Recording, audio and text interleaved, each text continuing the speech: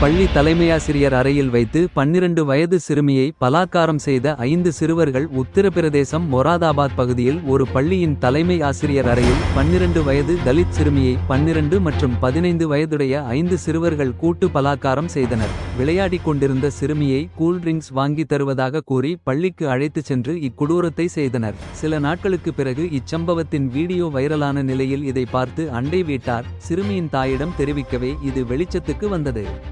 16 ஆண்டுகளுக்கு பிறகு கேரளாவில் பருவமழை தொடங்கியது. ஜூன் 1ஆம் தேதி வழக்கத்திற்கு மாறாக இன்று கேரளாவில் தென்மேற்கு பருவமழை தொடங்கியுள்ளது. இன்று இந்திய வானிலை ஆய்வு மையம் சனிக்கிழமை அறிவித்தது. இதனால் தென்மேற்கு பருவமழை கேரளாவில் வழக்கமான தேதியை விட 8 நாட்கள் முன்னதாகவே தொடங்கியுள்ளது. அது மேலும் கூறியது, 2009ஆம் ஆண்டு மே 23, 2009 அன்று தொடங்கிய பிறகு கேரளாவில் பருவமழை தொடங்கிய முதல் தேதி இது என்றும் IMD தெரிவித்துள்ளது.